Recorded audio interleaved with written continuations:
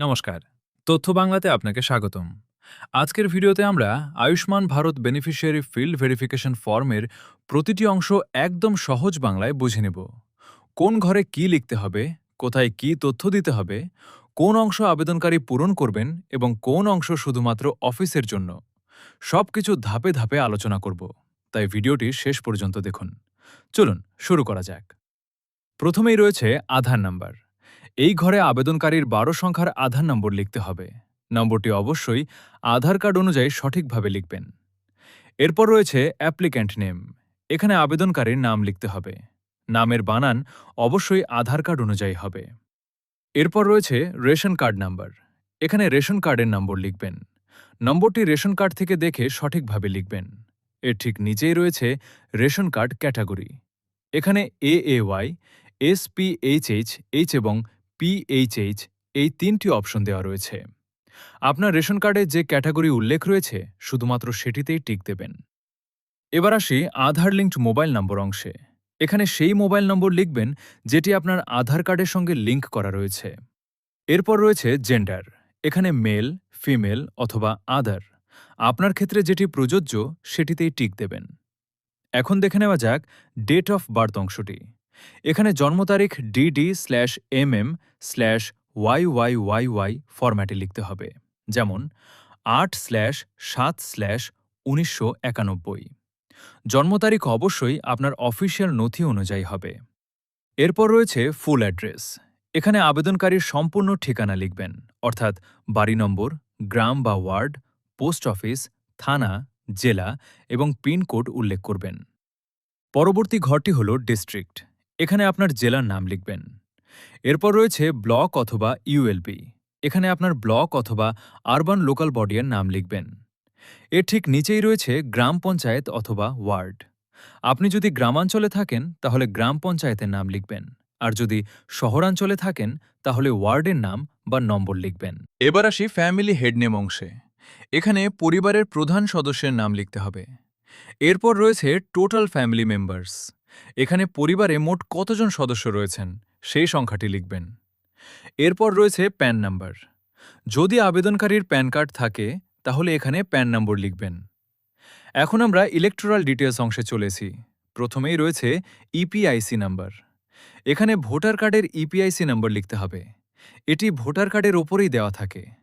এরপর রয়েছে AC number. এখানে অ্যাসেম্বলি কনস্টিটিউয়েন্সি বা এসি নাম্বার লিখবেন। এরপর রয়েছে পার্ট নাম্বার। এখানে ভোটার তালিকার পার্ট নাম্বার লিখতে হবে। সবশেষে রয়েছে সিরিয়াল নাম্বার। এখানে ভোটার তালিকায় আপনার নামের পাশে থাকা সিরিয়াল নাম্বার লিখবেন। এবার আসি স্বাস্থ্য সাথী ডিটেলস অংশে। এই অংশটি অনেকের কাছে একটু বিভ্রান্তিকর মনে হয়, তাই বিষয়টি সহজভাবে বুঝে নেওয়া যাক। যদি আপনার পরিবারের সদস্যদের নামে স্বাস্থ্য সাথী কার্ড থাকে তাহলে এখানে কার্ডে চাওয়া তথ্য, যেমন URN নম্বর বা অন্যান্য প্রয়োজনীয় তথ্য লিখতে হবে। একটি উদাহরণ দিই। ধরুন একটি পরিবারে মোট 4 জন সদস্য রয়েছেন, কিন্তু স্বাস্থ্য সাথী কার্ডে মাত্র 3 জনের নাম রয়েছে। সেক্ষেত্রে কার্ডে যাদের নাম রয়েছে তাদের তথ্যই এই অংশে উল্লেখ করবেন। আর যদি কোনো সদস্যের নাম কার্ডে না থাকে তাহলে কিভাবে তথ্য দিতে হবে তা ফর্মের নির্দেশিকা অথবা সংশ্লিষ্ট অফিসের পরামর্শ অনুযায়ী করবেন। তাই এই অংশটি পূরণ করার আগে স্বাস্থ্য সাথী কার্ড ভালোভাবে দেখে নিন এবং কার্ডে থাকা তথ্য অনুযায়ী লিখুন। এখন আমরা ফর্মের দ্বিতীয় পৃষ্ঠায় চলে এসেছি। প্রথমেই রয়েছে এক্সক্লুশন ক্রাইটেরিয়া।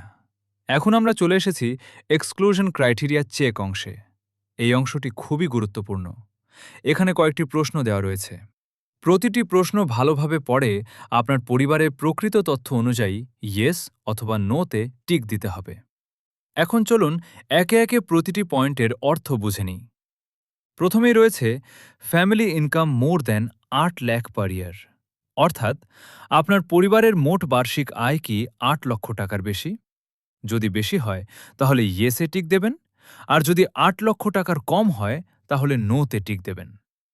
এরপর রয়েছে any member of family paying income tax, অর্থাৎ আপনার পরিবারের কোনো সদস্য কি ইনকাম ট্যাক্স দেন। যদি পরিবারের কোনো সদস্য ইনকাম ট্যাক্স দিয়ে থাকেন তাহলে ইয়েসে টিক দেবেন, আর যদি পরিবারের কেউ ইনকাম ট্যাক্স না দেন তাহলে নোতে টিক দেবেন।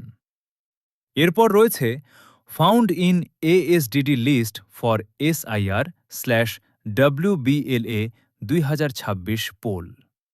এটি নির্বাচন সংক্রান্ত একটি যাচাইয়ের বিষয়। যদি এই বিষয়টি সম্পর্কে আপনার জানা না থাকে, তাহলে নিজে থেকে অনুমান করে উত্তর দেবেন না। প্রয়োজনে সংশ্লিষ্ট দপ্তর বা দায়িত্বপ্রাপ্ত কর্মীর কাছ থেকে নিশ্চিত হয়ে তারপর ইয়েস অথবা নোতে টিক দেবেন। এরপর রয়েছে pending under SIR appellate tribunal, অর্থাৎ এই বিষয়ের সঙ্গে সম্পর্কিত কোনো মামলা বা আবেদন বর্তমানে বিচারাধীন রয়েছে কিনা। যদি এমন কোনো বিষয় না থাকে, তাহলে নোতে টিক দেবেন, আর যদি থাকে তাহলে ইয়েসে টিক দেবেন।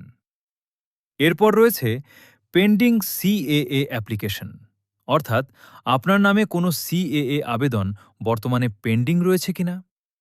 যদি আবেদন পেন্ডিং থাকে, তাহলে ইয়েসে টিক দেবেন, আর যদি না থাকে তাহলে নোতে টিক দেবেন। এরপর রয়েছে beneficiary name deleted from Annapurna Yojana beneficiary list, অর্থাৎ আবেদনকারীর নাম কি অন্নপূর্ণা যোজনার সুবিধাভোগীর তালিকা থেকে বাদ দেওয়া হয়েছে। যদি বাদ দেওয়া হয়ে থাকে, তাহলে ইয়েসে টিক দেবেন, আর যদি নাম এখনও তালিকায় থাকে, তাহলে নোতে টিক দেবেন। সবশেষে রয়েছে person not alive or permanently shifted, অর্থাৎ যার জন্য এই ফর্মটি পূরণ করা হচ্ছে তিনি কি আর জীবিত নেই অথবা স্থায়ীভাবে অন্য জায়গায় চলে গেছেন।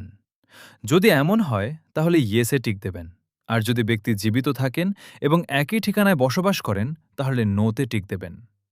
এই অংশটি পূরণ করার সময় কোনো তথ্য আন্দাজ করে বা ভুলভাবে দেবেন না। প্রতিটি প্রশ্নের উত্তর বাস্তব তথ্য অনুযায়ী দিন। যদি কোনো প্রশ্ন বুঝতে অসুবিধা হয়, তাহলে সংশ্লিষ্ট অফিস বা দায়িত্বপ্রাপ্ত কর্মীর কাছ থেকে জেনে নিয়ে তারপর উত্তর দিন। এরপর রয়েছে ডিক্লারেশন। এই অংশে আপনি নিশ্চিত করছেন যে ফর্মে দেওয়া সমস্ত তথ্য আপনার জানা অনুযায়ী সঠিক, তাই সব তথ্য একবার ভালোভাবে মিলিয়ে নেওয়ার পরেই এই অংশে স্বাক্ষর করবেন। এরপর রয়েছে সিগনেচার অথবা থাম্ব ইমপ্রেশন। এখানে আবেদনকারী নিজের স্বাক্ষর অথবা বুড়ো আঙুলের ছাপ দেবেন।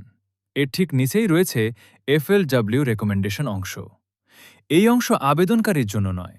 এখানে FLW এর নাম, পদবি, সুপারিশ এবং স্বাক্ষর থাকবে। এটি সংশ্লিষ্ট কর্মী পূরণ করবেন। সবশেষে রয়েছে অফিশিয়াল ইউজ অনলি অংশ। এই অংশটি শুধুমাত্র সরকারি আধিকারিকদের জন্য নির্ধারিত। আবেদনকারী এই অংশে কোনো কিছুই লিখবেন না। এই ছিল Ayushman Bharat beneficiary field verification ফর্মের সম্পূর্ণ ব্যাখ্যা। আশা করি এখন ফর্মটির প্রতিটি অংশ আপনার কাছে পরিষ্কার হয়েছে। যদি ভিডিওটি আপনার উপকারে আসে, তাহলে একটি লাইক করুন এবং তথ্য বাংলা চ্যানেলটি সাবস্ক্রাইব করুন। সরকারি প্রকল্প, বিভিন্ন ফর্ম, স্কলারশিপ, চাকরির আপডেট এবং গুরুত্বপূর্ণ তথ্য সহজ বাংলায় পেতে আমাদের সঙ্গেই থাকুন। ধন্যবাদ।